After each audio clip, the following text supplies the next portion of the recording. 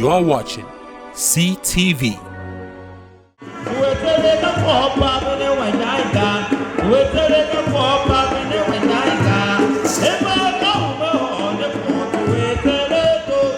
Hello and welcome to Weekly Review on Catholic Television of Nigeria, Makodi Center. My name is Nson Patience. This week, we bring to you major highlights from our produced report and key developments across Benue State. We begin with the media immersion tour.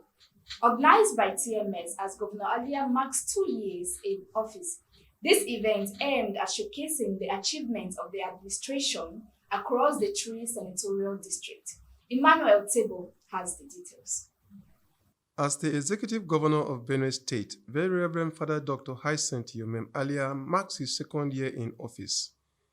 A media exercise dubbed Media Immersion has been put together by Timbuktu Media Services. The program aims at showcasing the governor's achievements and projects across the state. The program is designed to amplify the governor's projects and deliverables, which, according to Dr. Mike Omeri, a former Director General of the National Orientation Agency, have not been properly highlighted in the public space. And we saw that there are silent projects and deliverables in Benue that have not been properly amplified in the Nigerian public space. So we are here to work with you to see how those can be amplified. In fact, we have noticed some milestones that can be copied by the federal government of Nigeria and other states, so that together we can form a grand alliance of friendship, of partnership around our government to buy into the programs and projects that are being implemented for our people, so we can deliver the dividends of good governance. It is not about the dividends of democracy, it's the dividends of good governance. Democracy is a given. Therefore, as journalists, we all know the sacred rules and code of practice.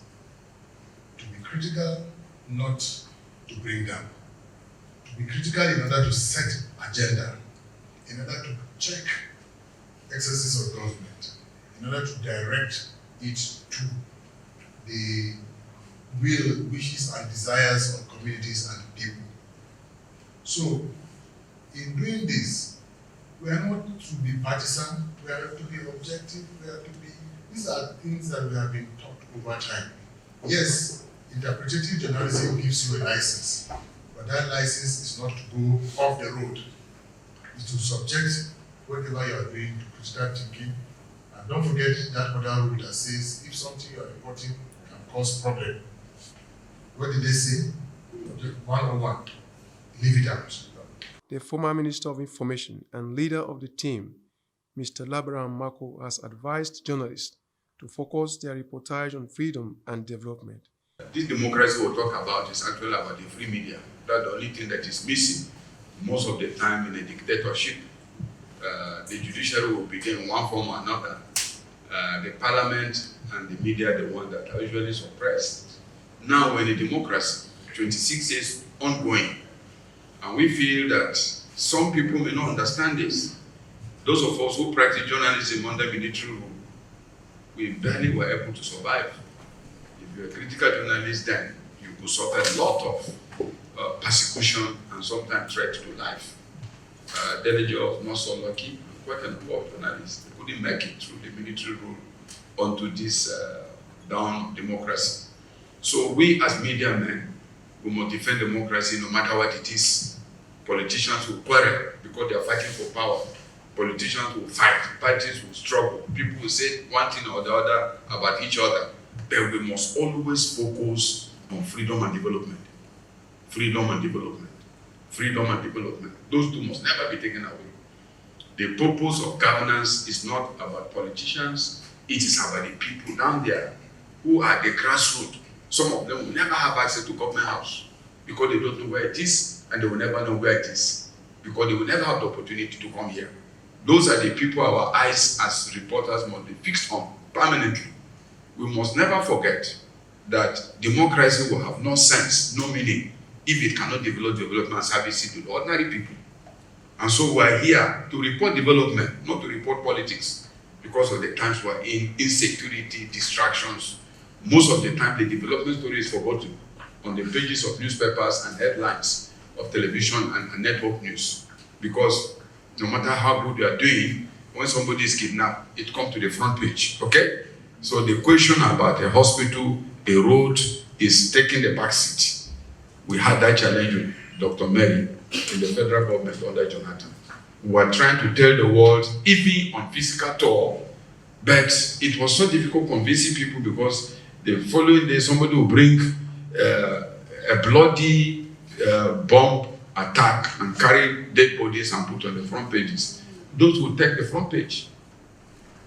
Now, we must not forget that as journalists, when your nation goes through challenges, you increase your level of patriotism, you increase your level of objectivity, you increase your level of reporting the truth. You stand in the middle. Emmanuel Teumbu Tsebo, Catholic Television of Nigeria, Makurdi Center. Thank you, Mr. Tsebo. That was all on Media Immersion Tour. Now on more sober development.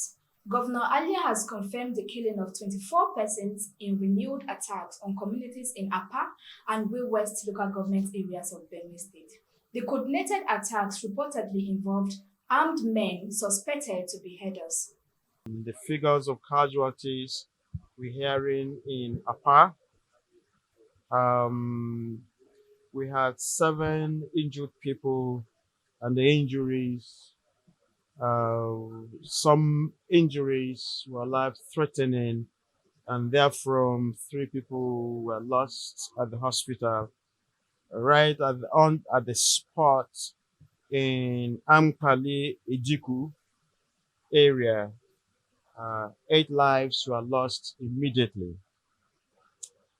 We also got on-the-ground assessment and reports from the military that 1 other life was lost. So now, officially, what they have reported to us is 12 bodies, 12 lives lost, and 12 bodies were recovered.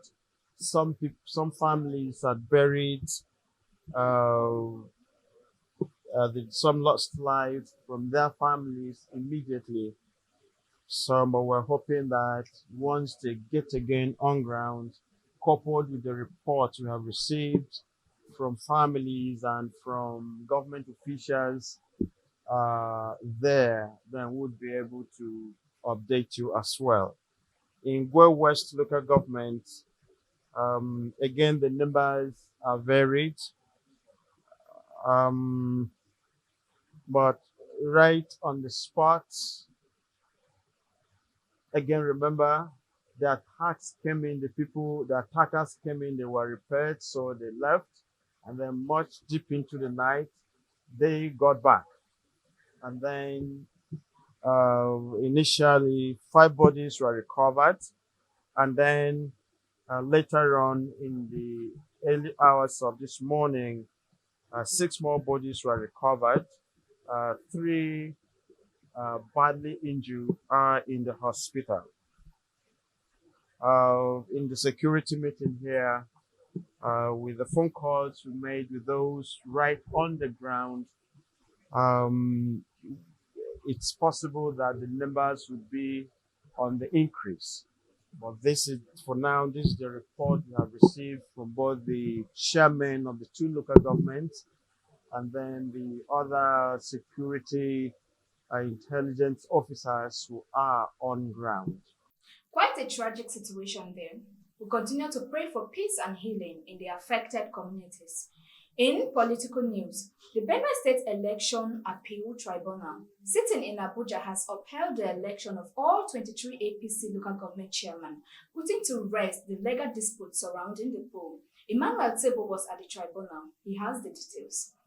The ruling, delivered Tuesday at the NBA House in Abuja, saw the tribunal dismiss the petitions challenging the APC victories after careful consideration of the evidence. Speaking on the development, the Benue State Attorney General and Commissioner for Justice and Public Order, Barrister Fidelis Bemsen Mnyim, as well as other party stakeholders expressed their satisfaction with the outcome. This judgment that's delivered today remain a victory not only to the democracy but a victory to justice.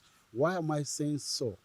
The tribunals we constituted, 4 judges of Benue State High Court came up to constitute, were chairman at the tribunal level. 3 of them delivered the judgment that were confirmed today. Only 1 delivered conflicting judgment. And today again, we have 3 justices of Benue State High Court and that of Customary Court of Appeal sitting here again that hold the line of law, that affirm the judgment that were decided by the 3 members of the Benue State High Court judges. That's to say that the Benue judiciary is not only sound, but it's also concerned with the rule of law. This petition is a very strange one. Most of the petitioners, 98% of the petitioners, were members of the same AAPC, not another political party coming into contest. And the argument therein was that they were validly nominated but excluded. Excluded at what point? Like the judges at the tribunal said, that it was a pre-election matters, particularly dealing with the internal affairs of the political party where there was a division wrangling, and then the division, Osina Gada led faction, and the national party secretariat confirmed Benjamin Omakolo faction of, Benjamin Omale faction of the party. Now, these are internal fight of the party. It has no bearing whatsoever to come to the tribunal. The judges at the appeal tribunal today affirmed to that fact. They went down to the cross-examination that were carried out even at the tribunal, as laid by our learned lawyers of repute, Matthew Buka, Diko, Ndarani, and led S.I. Ahmed, who led the tribunal, led us at the tribunal level. The cross-examination question was simple. The candidate themselves, by their own evidence, came to the tribunal and said, our names, they claimed their names were submitted. Were you screened by BSEC? They said no, they were not screened by BSEC. Were your name published by BSEC? No. Did you purchase form by BSEC? No. So how do you now come in to say that you were validly nominated by excluded? And a very silent point that also comes to mind, that do you have local standard to present the petition? The answer is obviously no. And most striking of this petition, APC, the political party that they were fighting that I am the candidate, I am not the candidate, you are not the candidate, I'm the candidate. In their petition, they never joined APC as a party. For me, it's a fulfillment of God's word that He cannot lie. You know, truth is always the truth and lies will always be lie. Today, there are people that have brought end to lies in our country, in our dear country. Because the judgment against us before was going to set a very bad judicial precedent. But thank God for the appeal court judge. These gallant judges have unanimously adopted our candidates as us as the candidates at the chairman of this local government. So we thank them very much for reaffirming our hope in the Nigerian judiciary. The victory today to Benue State is a testament. It's a testament, not just a collective will of the people, but the mandate that have actually led to this victory. We want to thank the judiciary for the great job they have done today, and they have actually done this to uphold the integrity of the judiciary. We are proud of them, and we commend even the head of state, who has actually affirmed the strong will of the judiciary. And this is a good will of the people, and the people have spoken. And this have given a testament to prove that judiciary is our hope, and it has not failed us. Congratulations to Benue State.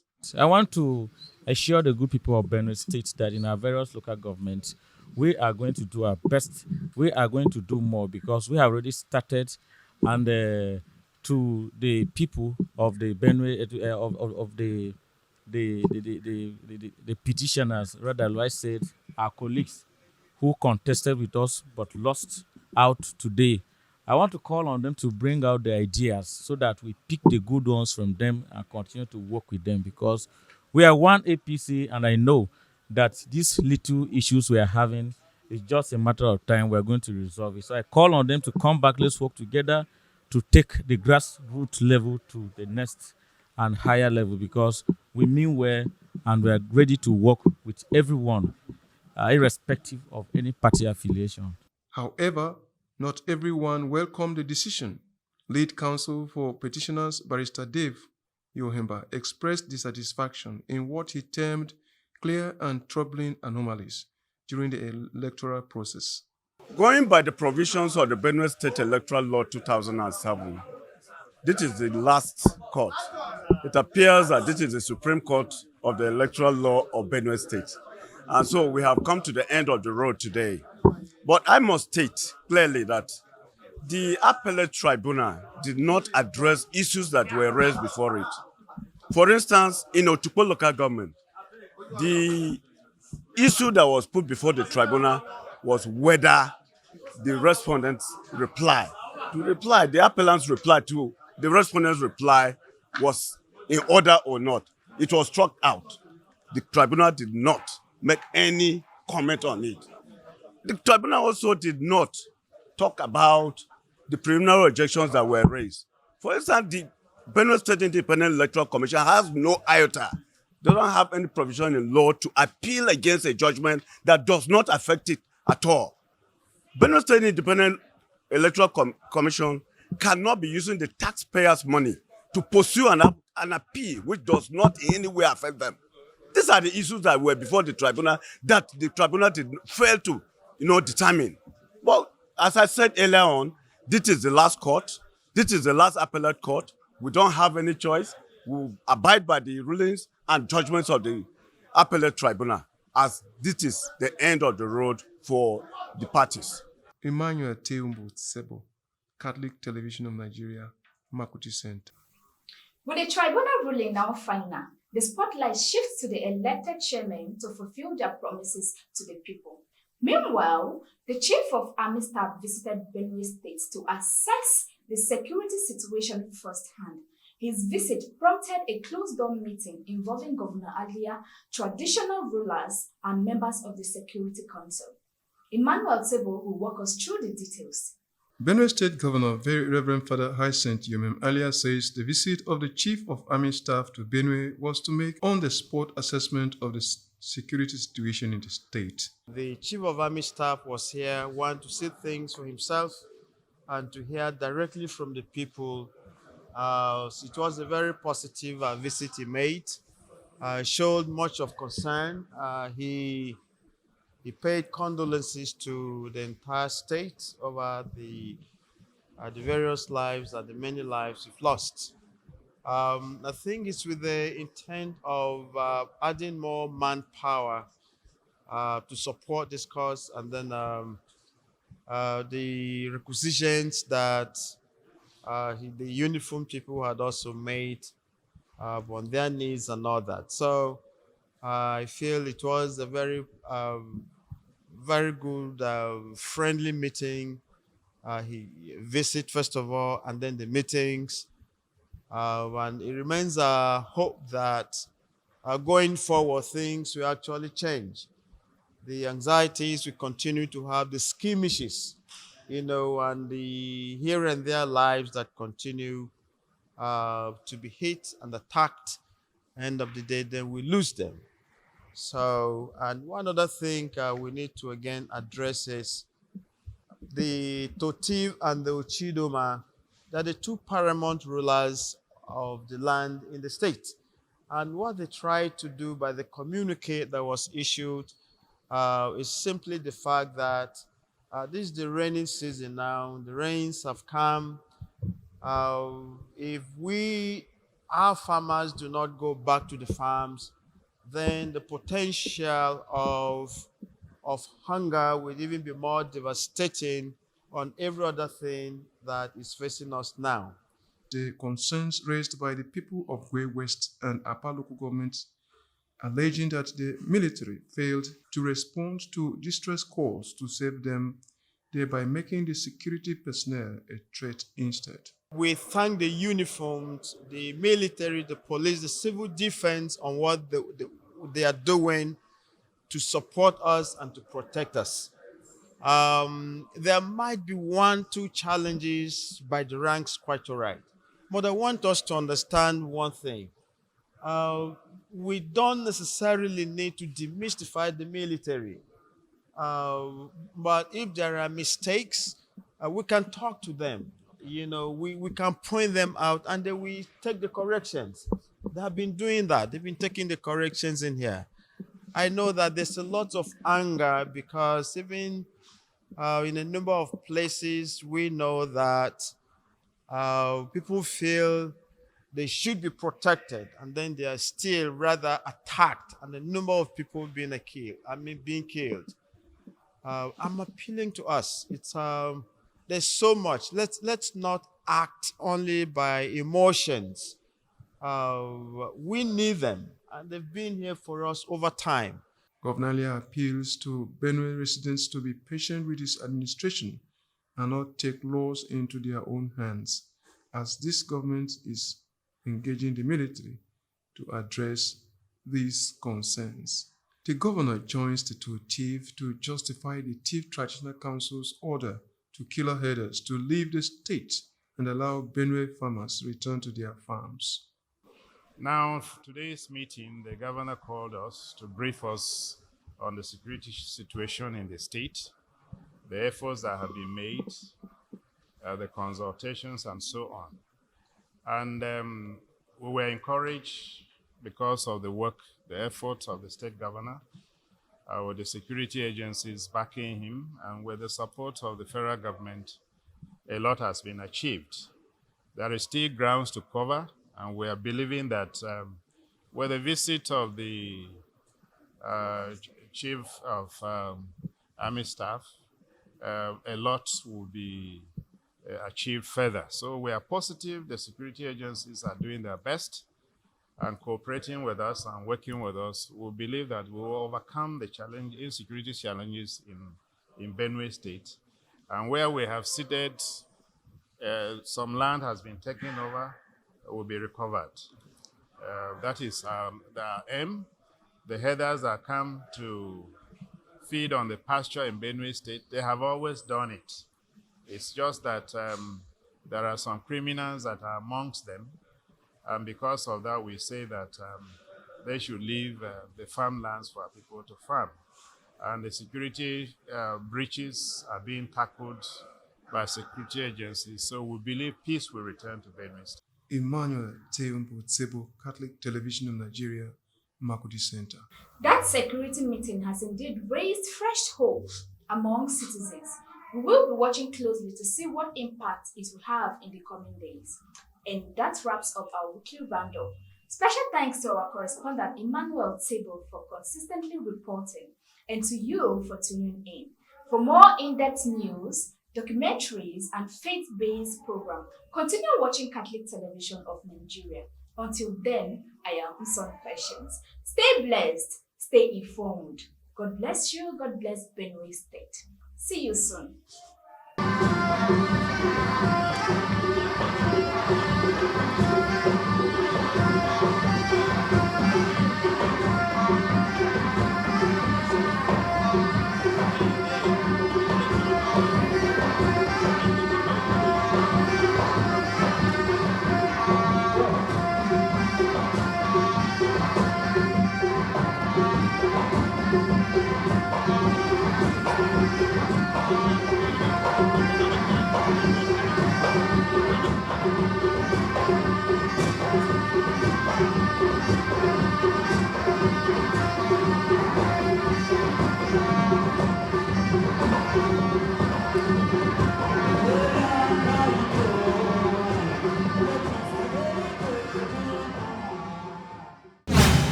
You are watching CTV.